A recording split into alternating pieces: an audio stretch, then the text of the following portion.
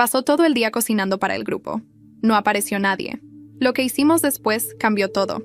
Mi amigo invitó al grupo a su casa y nadie fue. Así que decidimos cortar lazos y bloquear a todos. Anoche nos había invitado a cenar a su casa y estaba bien emocionado. Pasó todo el día preparando espagueti casero, pan con ajo y hasta horneó galletas con chispas de chocolate para nosotros. Somos 9 en el grupo y por alguna razón casi nunca lo invitan a salir o a hacer cosas con ellos. Normalmente soy yo o alguien más quien lo incluye, pero la mayoría del tiempo él termina solo. Yo sí iba a ir a su cena, pero iba a llegar tarde porque tenía que recoger a mi papá del aeropuerto. Él había dicho que llegáramos a las 5 de la tarde, pero yo sabía que no iba a llegar hasta eso de las 6:30 o 7. Cuando llegué a su casa eran como las 7 en punto. Me abrió la puerta con una sonrisa medio forzada, y solo otra persona estaba ahí. Estaban sentados en la barra de la cocina viendo un partido de béisbol, y toda la comida estaba servida sobre el mostrador. Le pregunté dónde estaba el resto del grupo, y me dijo que algunos habían cancelado a última hora, y otros ni siquiera respondieron. Decidimos esperar otra hora por si alguien llegaba, pero nadie apareció. Al final comimos casi en completo silencio. Cuando terminamos, él se levantó a limpiar la mesa. Mientras estaba en la cocina, me acerqué a la otra persona y le dije que teníamos que decirle la verdad, que el grupo lo estaba dejando fuera de los planes. Ella dudó al principio. Dijo que no quería herir sus sentimientos, pero yo le respondí que era obvio que las personas que él consideraba amigos no sentían lo mismo por él. Al final aceptó. Fuimos a la cocina y le pedimos que se sentara. Se sentó, algo confundido, y le dijimos que los demás habían cancelado porque simplemente no querían venir, y que no sabíamos muy bien por qué. Esa noche todavía puedo recordarla con una claridad casi dolorosa. El olor a pan con ajo, el sonido del reloj en la pared marcando las 7:15, y ese silencio incómodo que se metía entre los tres como si fuera otra persona más en la habitación. Él, mi amigo, se quedó sentado frente al plato vacío, con las manos cruzadas sobre la mesa, mirando la vela que había encendido en el centro, una de esas velas aromáticas que usaba cuando quería que su casa oliera a hogar, pero esa noche olía más a despedida. Entonces, ¿nadie más respondió?, pregunté, aunque ya sabía la respuesta. No, nadie, dijo sin levantar la mirada. La chica que estaba con nosotros trató de suavizar el ambiente. Seguro se les complicó. Tú sabes cómo son. Él levantó una ceja. Sí, claro. ¿Cómo son? Su tono no fue irónico ni triste. Fue vacío, como si hubiera aceptado una verdad que llevaba tiempo viendo venir. Y sin embargo, me dolió más verlo sonreír que si hubiera gritado, porque esa sonrisa no tenía vida. Comimos casi sin hablar. Yo traté de hacerle preguntas sobre su trabajo, sobre la receta del espagueti, cualquier cosa que rompiera el silencio, pero cada intento caía al suelo antes de llegar a algún lado. Cuando terminamos, él se levantó para recoger los platos y nos pidió que no lo ayudáramos. «Quiero hacerlo yo», dijo. Era su manera de recuperar el control, de tener al menos una tarea concreta entre las manos. Mientras lavaba los platos, le dije a la chica en voz baja, «No podemos seguir fingiendo. Él cree que lo excluyen por casualidad, pero no es así». Ella dudó. «No sé si decirle sirva de algo». «Sí sirve. Al menos sabrá quiénes son de verdad». Nos acercamos. Él secaba los platos, y cuando me oyó decir su nombre, se giró con la toalla en la mano. «¿Qué pasa?» «Queremos hablar contigo», le dije. Nos sentamos los tres en la barra. Le expliqué que habíamos visto cómo lo ignoraban, que los demás no lo incluían en los planes y que, sinceramente, no sabíamos por qué. Le conté lo del chat, las excusas, los «te avisamos luego», que nunca llegaban. Él no dijo nada durante un rato, solo asintió lentamente. «Entonces no querían venir», dijo mirándome fijo. «No», respondí. «Gracias por decírmelo». Y sonrió otra vez, esa misma sonrisa vacía. Guardó silencio un minuto más, y luego, con una calma que me puso la piel de gallina, añadió. «A veces uno se esfuerza demasiado por gente que no lo piensa ni 5 minutos. No supe qué contestar. Me sentí ridículo, pequeño». La chica empezó a llorar, murmurando que no quería que él se sintiera solo, pero él le puso una mano en el hombro. «Tranquila, no es tu culpa». Y se volvió a mí. «Ni la tuya. Solo me equivoqué al creer que tenía amigos». Terminó de lavar el último plato, lo secó con precisión y lo colocó en su lugar. Luego apagó la vela de la mesa y sin mirarnos dijo, «Gracias por venir, en serio, pero creo que quiero estar solo un rato». Salimos en silencio. Cuando llegué al coche, me quedé un momento mirando por el parabrisas. A través de la ventana, lo vi volver a poner la mesa. 3 platos, 3 copas de vino. Y se sentó solo, frente a los lugares vacíos, como si esperara que algo cambiara. Esa imagen se me quedó grabada como una fotografía. No sé cuánto tiempo lo observé antes de arrancar, pero juro que sentí que esa era la última vez que lo vería igual. Algo en él se había quebrado, y no había forma de pegarlo otra vez. Esa misma noche, al llegar a casa, el grupo de WhatsApp seguía igual, lleno de mensajes viejos, bromas internas y planes que ya no tenían sentido. Me quedé mirándolo unos segundos antes de escribir. Qué decepcionante lo de hoy. Nadie respondió, pero al día siguiente, algo pasó. Una de las chicas del grupo publicó una historia en Instagram.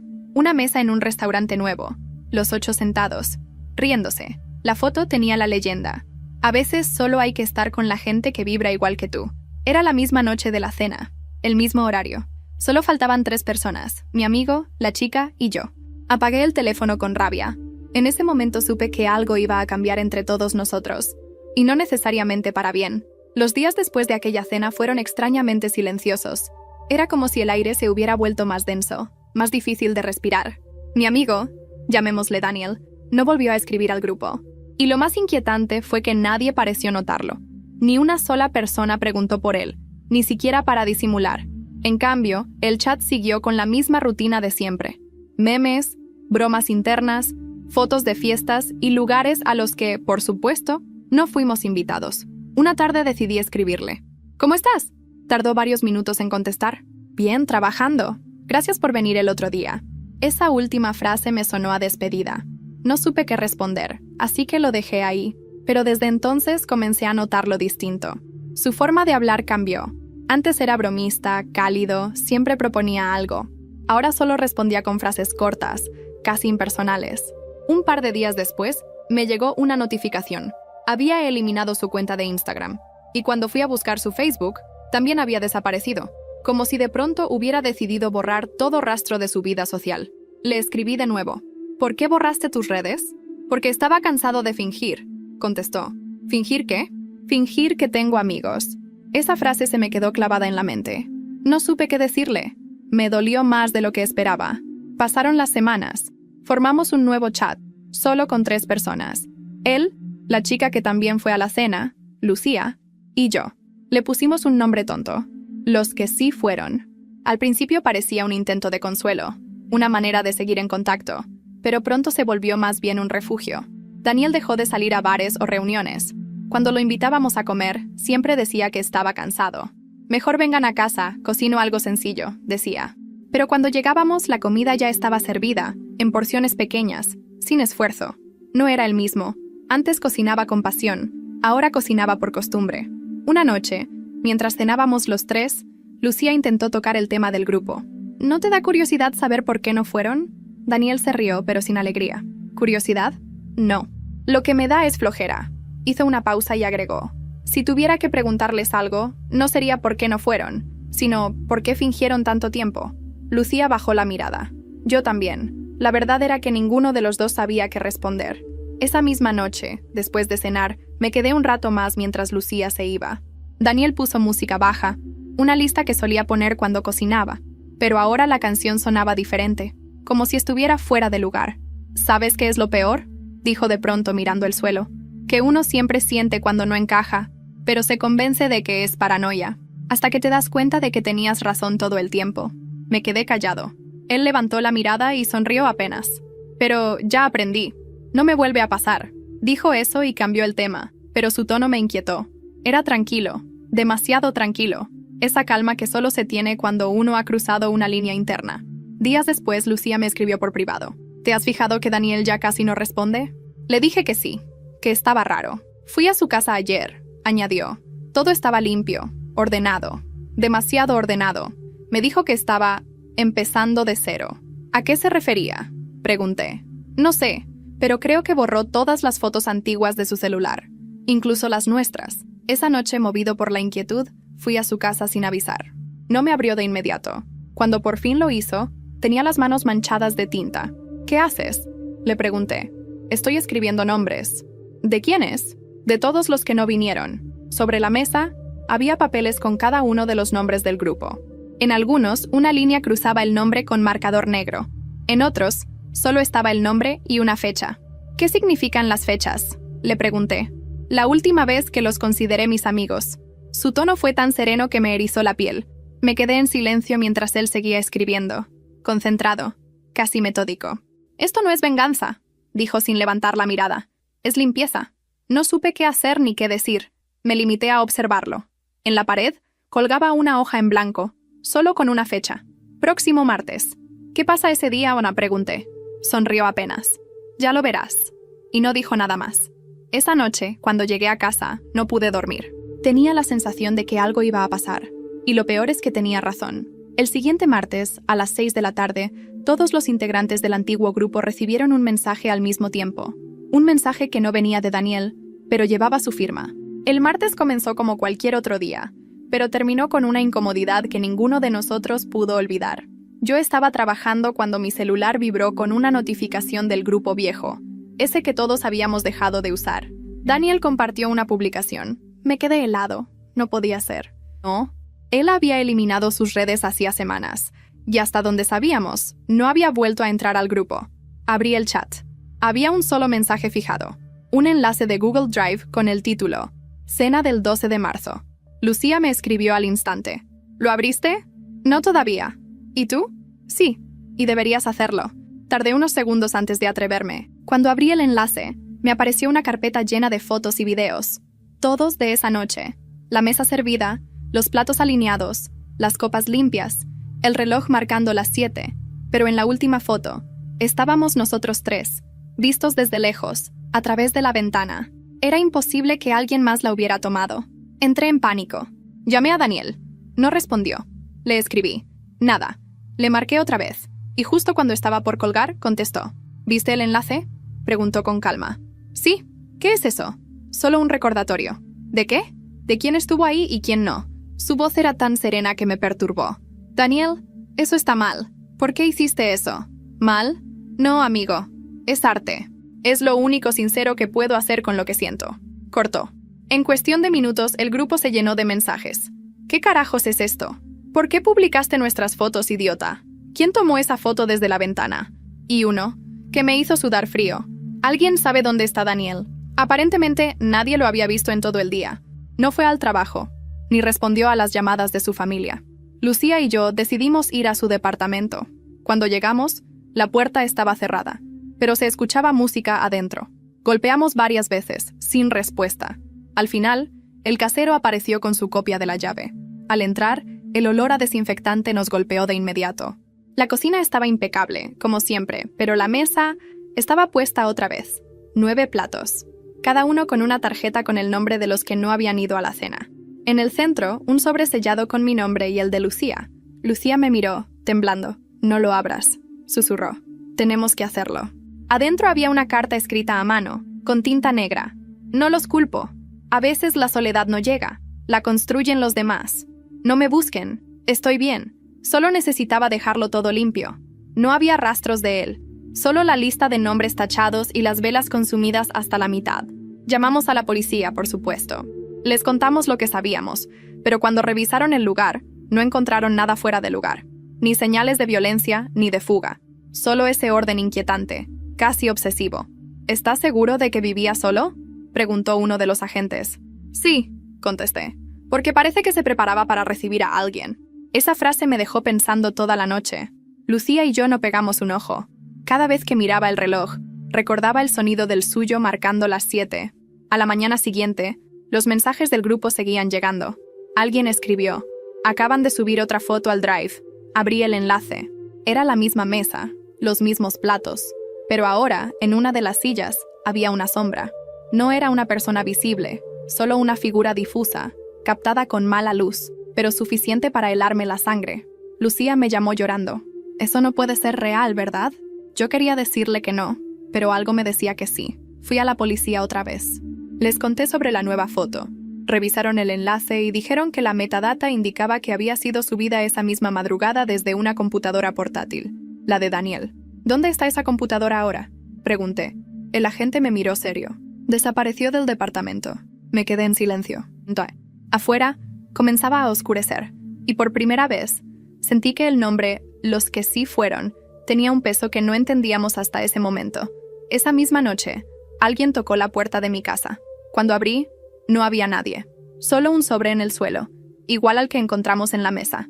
Y adentro, Una sola hoja con una frase escrita con la misma caligrafía. Falta uno más. No dormí esa noche. Cada sonido me parecía una señal. Cada sombra en la pared un movimiento. Leí esa nota decenas de veces, intentando encontrar algún significado oculto, pero la frase era demasiado directa. Falta uno más. Lucía fue la primera en llamarme al amanecer. Su voz temblaba. ¿También lo recibiste? ¿Qué cosa? El sobre. Llegó a mi casa anoche. Me quedé en silencio unos segundos, con el corazón acelerado. ¿Dice lo mismo? No. El mío dice, tú no debiste llorar esa noche. Sentí un escalofrío. Lucía, tenemos que ir a la policía. Ya fui. Dicen que mientras no haya amenaza explícita, no pueden hacer nada. Esa impotencia me llenó de rabia. Fui hasta su casa y cuando llegué ella estaba pálida, con ojeras profundas. Me mostró el sobre. Era idéntico al mío, incluso con la misma tinta. ¿Y si no fue él?, preguntó ella, casi en susurro. ¿Quién más podría ser? No lo sé, pero si lo fuera, ¿por qué haría esto? No supe qué responder. Algo en Daniel había cambiado después de aquella cena. Eso era innegable. Pero no lograba imaginarlo haciendo algo cruel. Era más el tipo de persona que se destruía a sí misma en silencio antes que lastimar a alguien más. Sin embargo, los hechos eran claros. Alguien tenía acceso a las fotos, a nuestras direcciones, y sabía exactamente qué escribir para hacernos temblar. Pasaron 3 días sin noticias. La policía rastreó la IP del enlace del Drive, pero resultó provenir de una red pública en la colonia Roma. Sin cámaras, sin testigos. Nada. Hasta que el viernes recibí una llamada del trabajo. «Hay alguien esperándote en recepción», me dijo la recepcionista. Bajé, confundido. Era un mensajero con una caja pequeña. ¿Es usted Andrés Salgado?, preguntó. «Sí, esto es para usted». Firmaron con su nombre. El remitente decía, Daniel Morales. Subí la caja a mi oficina con las manos temblorosas. Lucía me llamó justo en ese momento. Acaban de dejarme una igual. «No la abras todavía», le dije. Ya lo hice. Su voz se quebró. Había una grabadora vieja, con un casete adentro. ¿Qué dice? No lo sé. Aún no la escucho. Miré mi caja. Era idéntica. Abrí la tapa con cuidado. Dentro, envuelta en papel de periódico, había una grabadora del mismo modelo, una cinta ya colocada y un sobre. El sobre solo tenía una palabra escrita: reproducir. Tragué saliva y presioné el botón. La voz de Daniel llenó la habitación, ronca, pausada, pero inconfundible. Si estás escuchando esto es porque todo está en su lugar. No se preocupen, no busco asustar a nadie. Solo quiero que entiendan algo. La amistad no desaparece, se pudre. Nadie se da cuenta del olor hasta que ya es demasiado tarde. Hizo una pausa. Se escuchó un ruido, como pasos o el crujido de una silla. Yo también me cansé de oler eso, pero no me fui. No todavía. Corté la grabación antes de que terminara. No podía soportarlo. Lucía, al otro lado del teléfono, estaba llorando. Andrés, ¿escuchaste la parte final? No. ¿Qué dice? Dice que nos va a invitar a una última cena. El corazón me dio un vuelco. Eso tiene que ser una broma. No suena como una broma, dijo ella, secándose las lágrimas. Menciona una fecha. ¿Qué fecha? El próximo martes. El mismo día de la semana en que todo empezó.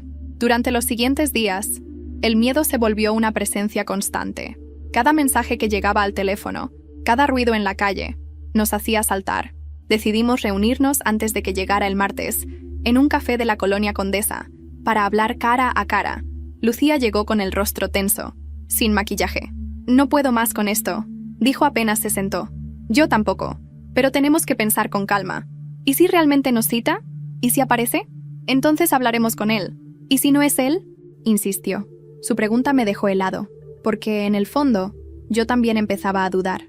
Nos quedamos en silencio unos segundos, observando por la ventana.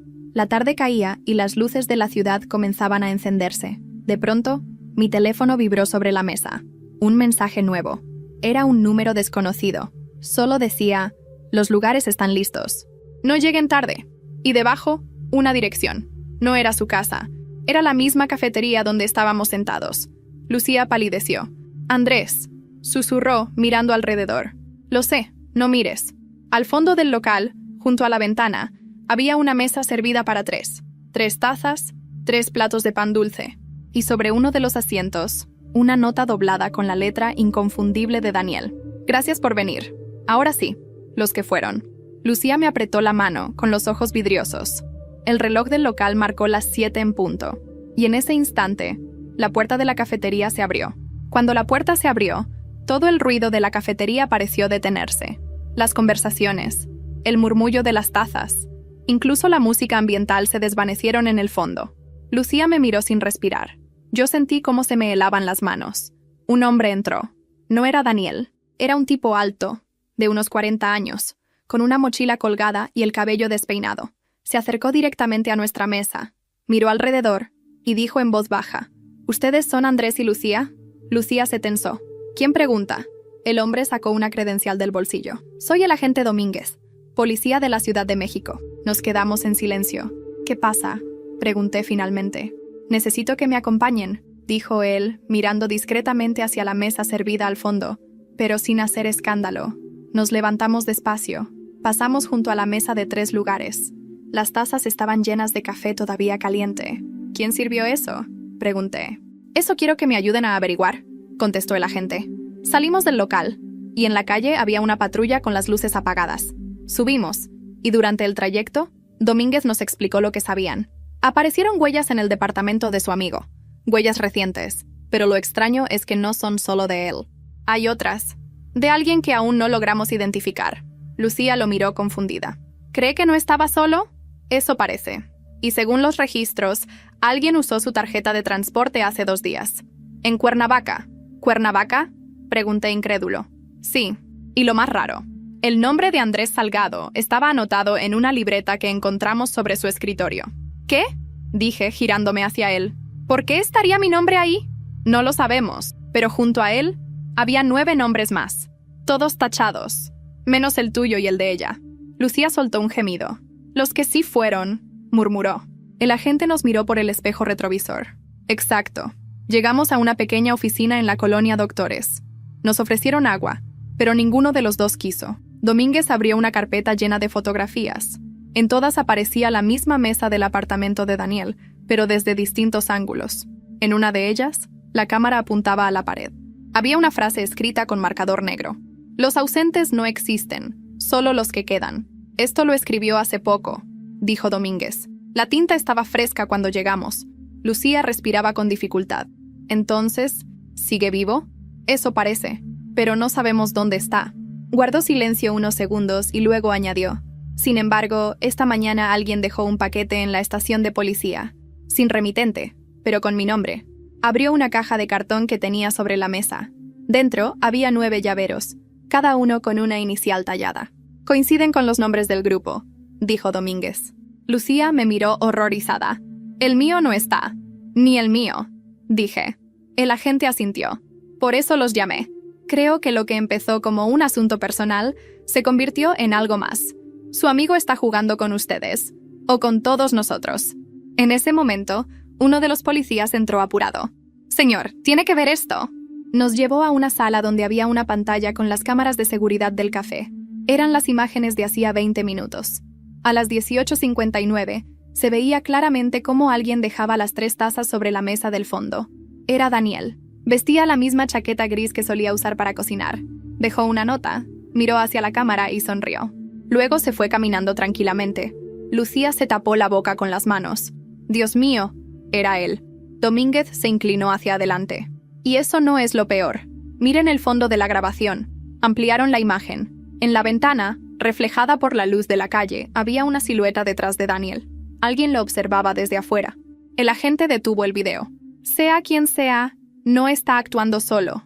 Sentí un escalofrío recorrerme la espalda. Lucía estaba en shock. ¿Qué significa eso? ¿Que si seguimos el patrón?, dijo Domínguez.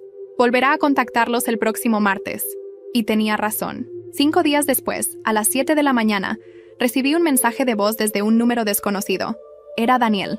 Su voz sonaba tranquila, casi alegre. Andrés, gracias por no dejar la mesa vacía. Esta vez, los que queden van a entender. Cuídense. Los veo el martes. Luego, el sonido de una puerta cerrándose. Esa misma tarde, los noticieros locales comenzaron a hablar de un hallazgo en un departamento en Cuernavaca. Un hombre con una chaqueta gris había sido visto entrando con otra persona, pero nadie lo había visto salir. Y en la mesa del comedor, según la nota de prensa, había 2 platos servidos.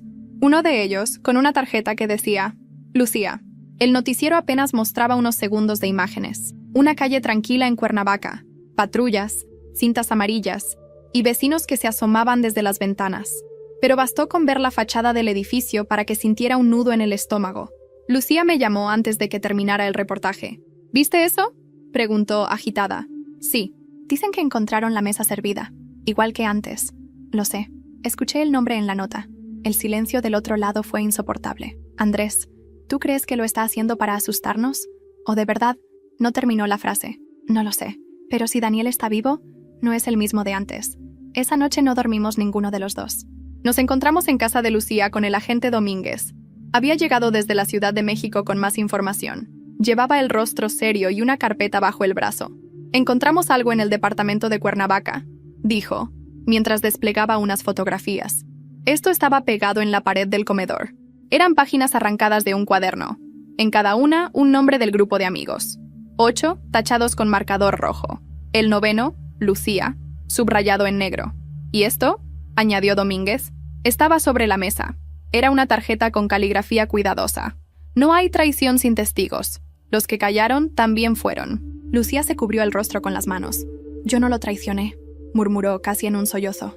Yo estuve ahí, fui a su cena. Domínguez la observó con una mezcla de compasión y desconfianza. Tal vez eso es lo que él quiere que repitas. Pero necesito saber algo, Lucía. ¿Hubo algo más entre ustedes? Ella levantó la mirada, ofendida. ¿Cómo se atreve? No estoy insinuando nada, replicó el agente. Pero este tipo de comportamientos no nacen de la nada. A veces hay un vínculo emocional detrás. Ella no respondió. Yo sí lo noté.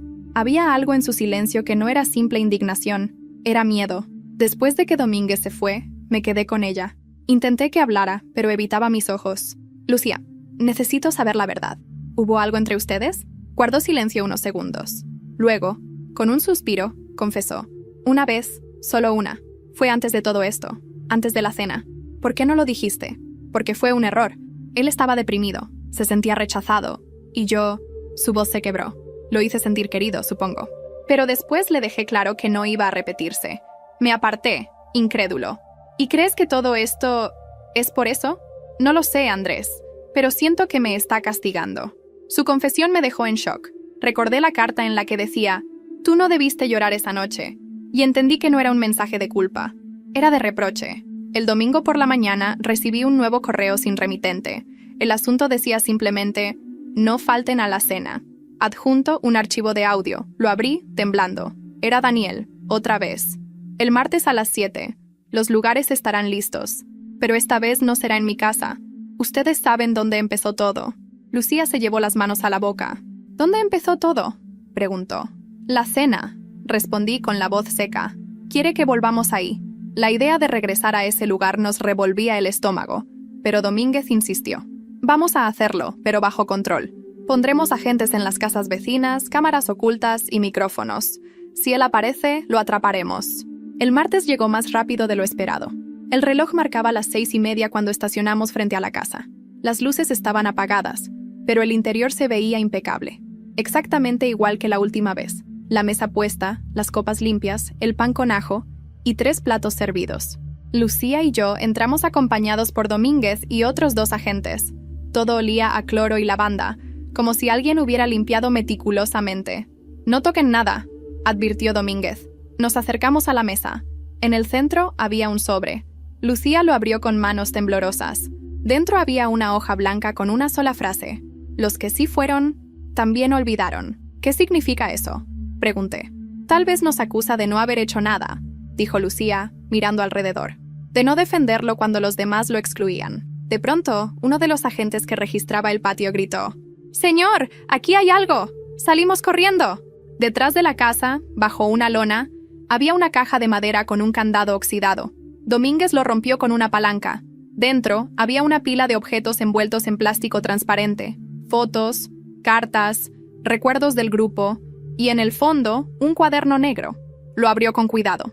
En la primera página estaba escrito: Proyecto, los que sí fueron, y debajo, fechas, direcciones y observaciones detalladas de cada miembro del grupo. Lucía empezó a llorar. Nos estaba vigilando. Todo este tiempo, en la última hoja había un mapa de la ciudad con puntos marcados. Uno de ellos, señalado en rojo, correspondía exactamente a la ubicación de la cafetería donde nos había citado antes. «Está planeando algo más», dijo Domínguez. «Algo grande». Y entonces uno de los agentes recibió una llamada por radio. Su rostro palideció. «Comandante, acaban de encontrar un cuerpo en Cuernavaca». «¿Daniel?», preguntó Lucía sin respirar. «No». El agente bajó la mirada. «Es el dueño de la cafetería». Lucía dio un paso atrás, casi tambaleándose. «Entonces, ¿quién diablos fue el que vimos en las cámaras?». Domínguez nos miró con una mezcla de sorpresa y miedo. «Eso mismo quiero saber». Y en ese momento, uno de los policías señaló la mesa del comedor. Las 3 copas, que antes estaban vacías, ahora estaban llenas de vino tinto. Nadie las había tocado. No sé qué fue más aterrador, ver esas copas llenas o el silencio que vino después. Nadie se movió durante largos segundos. Domínguez se acercó lentamente a la mesa, con la linterna encendida, iluminando las copas desde distintos ángulos. El vino temblaba como si alguien las hubiera servido hacía pocos segundos. «Esto no estaba así cuando entramos», dijo uno de los agentes nervioso. «¿Y cómo lo explica?», pregunté. Domínguez olfateó el aire, desconfiado. «No lo sé, pero alguien sigue jugando con nosotros». Lucía estaba pálida, aferrando mi brazo. Su respiración era rápida, irregular. «Andrés, quiero irme de aquí», susurró. Pero antes de que pudiéramos salir, una voz metálica sonó desde algún lugar de la casa. «¡Bienvenidos otra vez!». Todos se giraron al mismo tiempo. Era un altavoz escondido en la estantería, conectado a un pequeño reproductor con una luz parpadeante. Domínguez se acercó, lo desconectó y lo metió en una bolsa plástica. «¡Revisen el resto del lugar!», gritó a los agentes. Lucía y yo nos quedamos quietos. Yo miré la mesa otra vez, las 3 copas, los 3 platos servidos. En uno de ellos había un pequeño papel doblado. Lo abrí con cuidado. «No busques entender, busca recordar». «¿Recordar qué?», murmuré. Lucía me miró, confundida. «¿Qué dice?». «Nada». Mentí. Sabía que algo estaba mal, pero no quería que ella se alterara más. Aún así, esa frase me seguía dando vueltas en la cabeza. «Recordar». ¿Qué? Salimos de la casa 1 hora después. Domínguez decidió sellar el lugar, pero nos advirtió que no nos alejáramos. «Si ese tipo los contacta de nuevo, necesito saberlo inmediatamente». «No respondan a ningún mensaje. No abran nada». Lucía y yo regresamos a la ciudad en silencio. El camino fue una pesadilla de pensamientos. Al llegar a su departamento, insistí en quedarme con ella esa noche. Encendimos todas las luces, y aún así, la casa se sentía fría, hueca. A medianoche, mientras ella dormía en el sofá, yo revisaba las fotos del cuaderno de Daniel que Domínguez me había permitido copiar. Había algo en los detalles que me inquietaba. Las notas no solo hablaban de los otros del grupo, también hablaban de nosotros. Había fechas, conversaciones que solo Lucía y yo habíamos tenido, descripciones de lugares donde habíamos estado. Y en una página, al final, había un dibujo. Una mesa, 3 copas, 3 figuras sentadas. 2 estaban delineadas con tinta negra. La tercera, hecha con lápiz, borrosa, incompleta. Debajo, una frase. «Cuando el tercero recuerde, todo volverá a tener sentido». Apagué el celular. No quería seguir leyendo, pero entonces noté algo en la ventana. Una sombra, no un reflejo. Una figura quieta, observándonos desde la calle. Corrí hacia la cortina, pero cuando la abrí, no había nadie. Lucía se despertó sobresaltada. «¿Qué pasa?». «Nada. Solo creí ver algo». Me senté junto a ella y mentí, otra vez, pero no podía sacarme esa sensación de la cabeza. El dibujo, la sombra, el vino servido, todo apuntaba a una verdad que no queríamos aceptar. Daniel no estaba jugando, estaba guiándonos hacia algo que ya había planeado desde antes. A la mañana siguiente, Domínguez nos citó en la delegación. «Revisamos las cámaras de la casa», dijo, abriendo una carpeta. «Miren esto». En la pantalla, se veía claramente el momento en que uno de los agentes dejaba la cocina para revisar el patio. 20 segundos después, una figura entraba en cuadro. Era un hombre con chaqueta gris. Su rostro apenas visible, pero inconfundible. Daniel. Caminó hacia la mesa, vertió vino en las copas y colocó el papel que yo había encontrado. Luego, antes de irse, se detuvo frente a la cámara y levantó algo. Un teléfono. Lo apuntó al lente y grabó durante unos segundos, antes de desaparecer por la puerta trasera. Lucía comenzó a temblar. «Eso fue mientras estábamos dentro». «Exacto», confirmó Domínguez. «Estaba ahí, todo el tiempo». El agente detuvo el video en el último segundo. En la pantalla, el rostro de Daniel parecía mirarnos directamente. Pero no era solo él. Detrás, reflejada en el cristal de la puerta, había otra figura, una mujer. Lucía palideció. «No puede ser». Domínguez la miró con sospecha. «¿La reconoce?». Lucía negó con la cabeza, pero su voz tembló. «No, no sé quién es». El agente no le creyó. Yo tampoco. Esa noche, después de todo, Lucía insistió en quedarse sola. Dijo que necesitaba descansar. Me ofrecía quedarme, pero me echó casi con lágrimas en los ojos. Solo quiero dormir, Andrés. Por favor. Acepté, aunque algo en mi pecho me decía que no debía hacerlo. A las 3 de la madrugada, mi teléfono vibró. Era un mensaje nuevo. Sin remitente. Solo una foto. Lucía dormida en su sofá. Y debajo, un texto. Ahora sí, los que sí fueron. No recuerdo cómo llegué hasta su departamento. Corrí sin pensar, sin sentir el cuerpo, golpeando puertas, gritando su nombre. Cuando logré entrar, todo estaba en silencio. Lucía no estaba. La ventana estaba abierta, y sobre la mesa del living había una copa de vino llena. Solo una. Dentro flotaba un pedazo de papel. Lo saqué con cuidado. Era una nota escrita con tinta negra, en la caligrafía de Daniel. Falta uno más. Y esta vez, su nombre estaba tachado. No recuerdo cómo llegué a la delegación esa madrugada.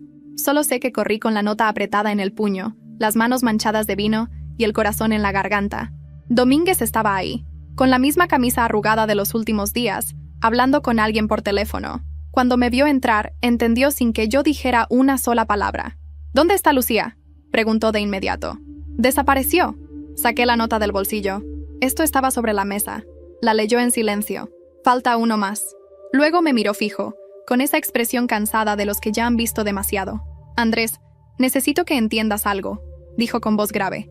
«Este tipo ya no está jugando contigo. Ahora te eligió». «¿Qué quieres decir con eso?», pregunté, aunque ya lo sabía. Eres el último nombre que quedaba sin tachar. La búsqueda de Lucía comenzó esa misma noche. Revisaron cámaras, estaciones, hospitales. Nada. Parecía haberse desvanecido como humo. Pero 3 días después, a las 7 de la tarde, recibí un correo sin remitente. Solo tenía un asunto. Ella sí fue. Adentro, un video de 30 segundos. Lucía, sentada en una mesa idéntica a la de Cuernavaca. Frente a ella, 2 copas de vino. Sonreía débilmente. «No tengas miedo, Andrés. Todo tiene sentido ahora». Y luego la cámara se movía, revelando una figura borrosa a su lado. «Daniel, te esperamos». Apagué el teléfono, con el corazón desbocado. Domínguez me encontró poco después, al borde del colapso. Le mostré el video, y él llamó a su equipo de inmediato. «Parece grabado en el mismo departamento de Cuernavaca», dijo, «pero con algunos cambios. Las cortinas, el color de las paredes, es reciente». Una unidad se dirigió al lugar mientras nosotros seguíamos la señal del correo. La IP indicaba una ubicación distinta. Un viejo restaurante abandonado en el centro de la ciudad, cerrado desde hacía años. «Vamos allá», ordenó Domínguez. El lugar era un cascarón oscuro, con olor a humedad y polvo. Las paredes estaban cubiertas de moho, y las sillas apiladas en los rincones. Pero en el centro, como si alguien hubiera reconstruido un escenario, había una mesa con 2 copas. Una estaba vacía, la otra, medio llena, con un anillo de lápiz labial en el borde. «Lucía», susurré. Domínguez encendió su linterna y apuntó hacia el fondo del local. En la pared había una palabra escrita en tinta roja. «Recuerda». Y debajo, un dibujo. 3 siluetas alrededor de una mesa. Una de ellas, borrada a la mitad. «¿Qué demonios significa esto?», pregunté con la voz quebrada. Domínguez me observó con cautela. «No lo sé, pero creo que Daniel te está empujando a algo». Sacó su radio, pidió refuerzos, pero antes de que pudiera terminar, las luces parpadearon y un zumbido eléctrico llenó el lugar. De los parlantes viejos del techo comenzó a sonar una grabación. La voz era la de Daniel, pero no la que yo conocía. Era más baja, más lenta, casi teatral. «Todos tenemos una mesa a la que nunca nos sentamos. Yo solo quise que todos vieran la suya». Lucía lo entendió. «Ahora te toca a ti, Andrés». «¡Corten el sonido!», gritó Domínguez. Pero los parlantes no respondieron. El ruido se transformó en algo más. Una respiración, lenta, cercana. Apuntamos las linternas hacia la cocina y ahí, entre los azulejos rotos, vimos una silueta moviéndose. «¡Quieto! ¡Policía!», gritó Domínguez, sacando su arma. La figura se detuvo. Era un hombre, delgado, encorvado, con una chaqueta gris sucia y el cabello más largo de lo que recordaba. «Daniel, no dispares», le dije, dando un paso al frente. Él levantó las manos con una sonrisa serena. «Sabía que vendrías. Siempre fuiste el más curioso». «¿Dónde está Lucía?», pregunté. Ella ya entendió. «¿Qué demonios hiciste?». «Nada que no haya hecho el resto», respondió con calma. «Solo puse cada cosa en su lugar». Domínguez lo esposó sin dejar de apuntarle. «Vas a explicarlo todo en la comisaría». Pero Daniel se rió. Una risa suave, sin rabia, sin miedo. No necesito explicar nada. Andrés ya sabe. Yo negué con la cabeza. No sé de qué hablas. Claro que sabes, dijo él, inclinándose hacia mí. Tú también me dejaste solo esa noche. Dijiste que llegarías temprano, pero apareciste cuando ya no quedaba nadie. Sentí un nudo en la garganta. Era cierto. Lo había olvidado. Esa hora, ese momento, continuó Daniel, su voz casi un susurro. Fue cuando entendí que todos éramos parte del mismo error. Los que fueron, los que no, los que fingieron entender. Todos. Su mirada se perdió en algún punto del techo. La mesa siempre estuvo completa. Solo había que recordar quiénes estábamos en ella. Y entonces, como si esperara ese instante, las luces se apagaron. Un estruendo metálico llenó el lugar. Cuando los agentes encendieron las linternas otra vez, Daniel ya no estaba. Solo las esposas abiertas en el suelo, y sobre la mesa, una tercera copa, recién servida, con una nota dentro. La saqué con manos temblorosas. La última cena empieza cuando dejes de mentirte, Andrés. Domínguez me miró en silencio. No había nada más que decir. Esa noche de regreso a casa encontré la puerta entreabierta. Todo en orden, excepto la mesa del comedor. 3 copas, 3 sillas, y en la del centro, un sobre con mi nombre. Adentro, una foto antigua. Daniel, Lucía y yo, riendo en una cena en 2018. Detrás, una frase escrita a mano. Siempre fuimos los que sí fueron. Y en ese instante el teléfono sonó. Era una llamada desde el número de Lucía. Contesté. Del otro lado, la voz de Daniel susurró. Nos vemos pronto. Esa llamada cambió todo.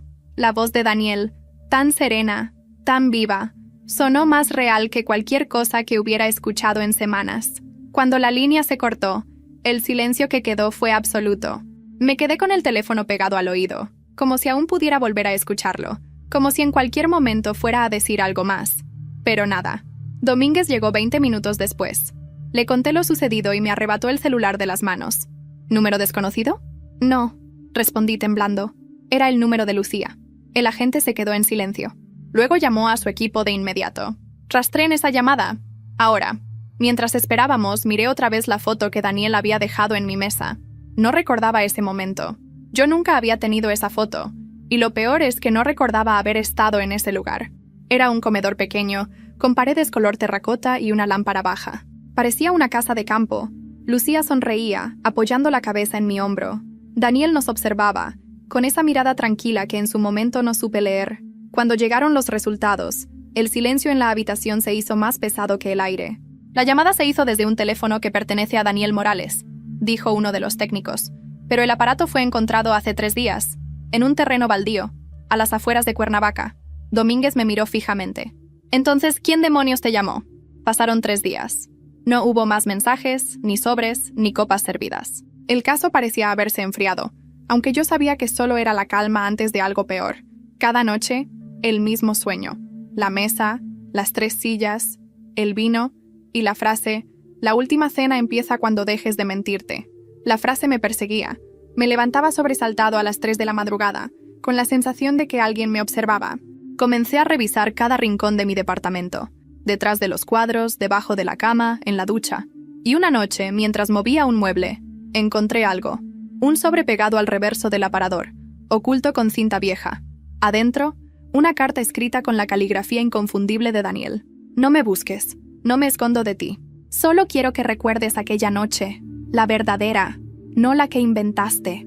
Estabas ahí, Andrés. Y tú también los dejaste fuera. Leí la carta una y otra vez. ¿Qué quería decir con eso?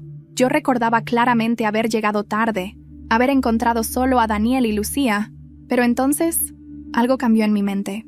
Una imagen fugaz, un recuerdo enterrado. Daniel, de pie frente a la estufa. Lucía, sirviendo vino.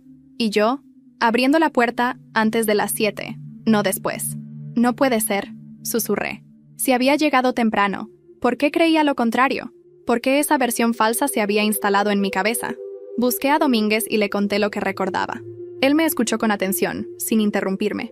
¿Está diciendo que sus recuerdos pueden haber sido manipulados?, preguntó. No lo sé, pero algo está mal. Esa noche no pasó como la recuerdo.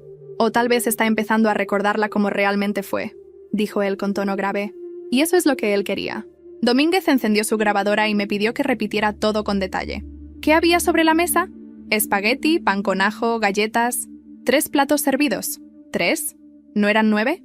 No. Bueno, sí, creo que había más platos. Me llevé las manos a la cabeza. No estoy seguro. El agente me observó sin decir nada. Luego me mostró una fotografía que me heló la sangre. Era la foto de la cena, la misma que Daniel había dejado en mi casa, pero con una diferencia. Ahora había una cuarta figura, casi transparente, al fondo. ¿Quién es esa persona?, preguntó. No lo sé, contesté. Fue añadida digitalmente, explicó el técnico. Pero el archivo original fue modificado desde su propio correo, Andrés. Me quedé en blanco. ¿Mi correo? Sí. Domínguez se levantó despacio, dándole vueltas a lo que acababa de oír. Daniel no solo estaba jugando con nosotros, dijo. Quería que tú recordaras algo que bloqueaste, algo que él considera la verdad. Esa noche, revisé todas mis conversaciones antiguas, fotos y correos. Había mensajes de Daniel que juraría haber eliminado hacía años. En uno de ellos, fechado un mes antes de la cena, me escribía: Andrés, necesito que vengas. Ya no puedo con esto. Ellos me están dejando fuera, pero tú siempre cumples. Tú siempre cumples. La frase me perforó el pecho. Empecé a pensar que Daniel no solo había querido vengarse de los demás, había querido recordarme algo que yo mismo había querido olvidar. Pasé horas revisando todo, hasta que encontré un correo sin abrir, marcado como borrador. Era de mí para Daniel. Lo siento, hermano. No puedo ir esta noche. No me siento parte de eso. El corazón me dio un vuelco. Nunca lo había enviado, pero lo había escrito. Yo también lo había dejado solo.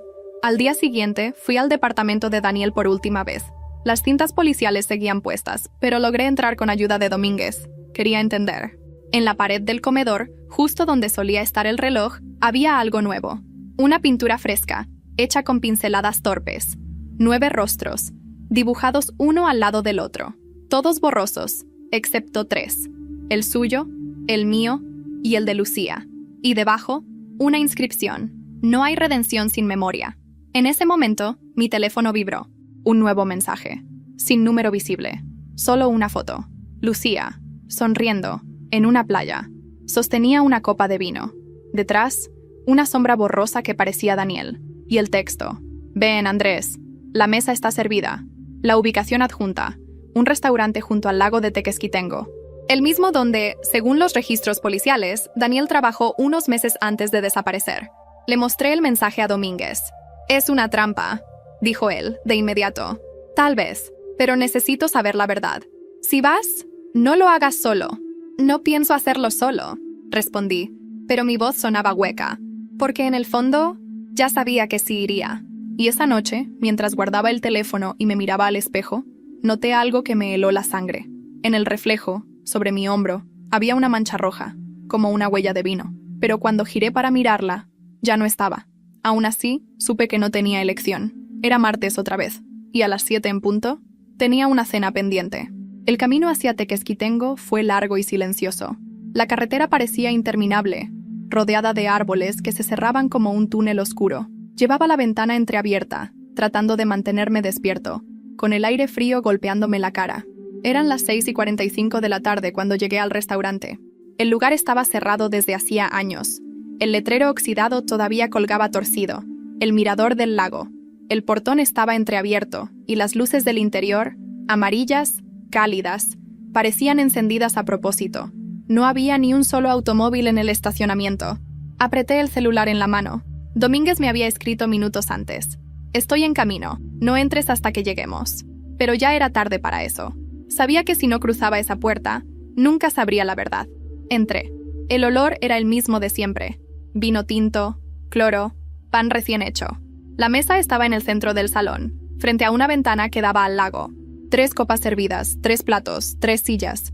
En una de ellas, un sobre con mi nombre. Te dije que los lugares estarían listos. La voz me hizo girar.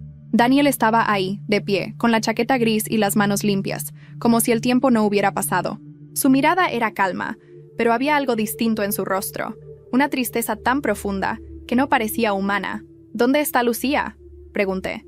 Sonrió, casi con ternura. Aquí, señaló la mesa. En el asiento frente a mí había una copa con marcas de lápiz labial y una cadena de plata, la misma que Lucía usaba todos los días. ¿Qué hiciste? Mi voz se quebró. Nada que no hubieras hecho tú, respondió, acercándose lentamente. Solo terminé lo que empezamos aquella noche. Retrocedí. No, yo llegué tarde, Daniel. ¿Estás seguro?, dijo él, inclinando la cabeza. Recuerda. Y entonces lo recordé. La puerta, las risas, las voces. Los otros 7 estaban ahí, todos comiendo, bebiendo, riendo, y yo, el primero en irme cuando las cosas se pusieron incómodas, cuando Daniel intentó brindar y nadie levantó la copa. Ya regreso, dije, pero no regresé. Yo también lo dejé solo. Me llevé las manos a la cabeza, tratando de borrar la imagen. Fue un error, dije con la voz temblorosa. No, replicó él.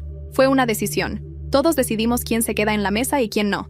Dio un paso más, tan cerca que pude sentir su respiración. Lucía comprendió eso. Por eso está en paz. ¿Qué le hiciste? Le devolví la memoria. Se volvió hacia la mesa y sirvió más vino. Bebe conmigo, Andrés. Es todo lo que quería desde el principio. Me quedé quieto, mirando las 3 copas. Había algo hipnótico en su voz. No pienso beber nada, dije. Entonces observa, susurró. Encendió una pequeña grabadora sobre la mesa. Se escuchó la voz de Lucía, suave, temblorosa. Daniel tenía razón. Nadie se sienta en la mesa sin mentir primero. Pero ahora lo entiendo. Todos los que fuimos, seguimos aquí. La grabación se cortó. El silencio fue absoluto. Daniel me miró y alzó su copa. Brindemos por la verdad.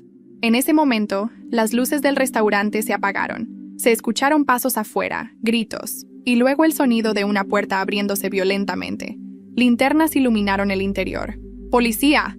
¡Manos arriba!, gritó Domínguez. Daniel sonrió, calmado. Llegan justo a tiempo para la cena. Domínguez me empujó hacia un lado, apuntando su arma hacia Daniel. ¡Al suelo! Tranquilo, agente, dijo Daniel, alzando las manos. Ya terminó. Y entonces, de su bolsillo, sacó un encendedor. Lo encendió con calma y lo arrojó sobre la mesa. El vino prendió como gasolina. Las llamas subieron al instante, iluminando el rostro de Daniel y reflejándose en sus ojos. ¡Apáguenlo!, gritó Domínguez corriendo hacia el fuego. Pero cuando la luz se volvió insoportable, Daniel ya no estaba. Tardaron horas en controlar el incendio. Del restaurante no quedó más que ceniza. No encontraron cuerpos, ni rastros, ni huellas nuevas. Solo una copa de vino intacta en el suelo y dentro de ella un pedazo de papel chamuscado.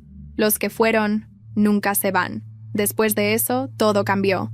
La investigación quedó abierta, pero sin pruebas ni testigos. El caso fue archivado. Domínguez fue trasladado, y yo intenté seguir con mi vida. Pero no pude, porque desde esa noche, todos los martes, a las 7 en punto, mi celular vibra. Siempre el mismo mensaje, sin remitente, sin número. La mesa está servida. Y aunque nunca respondo, cada vez que lo leo siento el mismo olor a pan con ajo, a vino, a cloro. A veces pienso que Daniel murió en ese incendio. A veces pienso que no. Porque cada tanto, cuando paso frente a un restaurante vacío, veo la luz de una vela encendida en una mesa para 3. Y por un segundo, juro que lo veo a él sentado allí, sonriendo, como si me esperara. Nunca encontraron a Lucía. Su cadena sigue guardada en evidencia, sin dueño reclamándola. Del grupo original, los otros 7 desaparecieron poco a poco de las redes, cambiaron de ciudad o simplemente borraron todo rastro. Domínguez me llamó hace unos meses. Su voz sonaba distinta, envejecida. A veces sueño con él, me dijo. Está en la mesa, me ofrece una copa. Y cuando despierto, tengo el sabor a vino en la boca. No supe qué responderle, porque yo también he tenido ese sueño. Y cada vez, la copa que me ofrece Daniel está más cerca. Cada vez, el vino parece más real. Y sé que, tarde o temprano, volveré a sentarme en esa mesa. Los que sí fueron.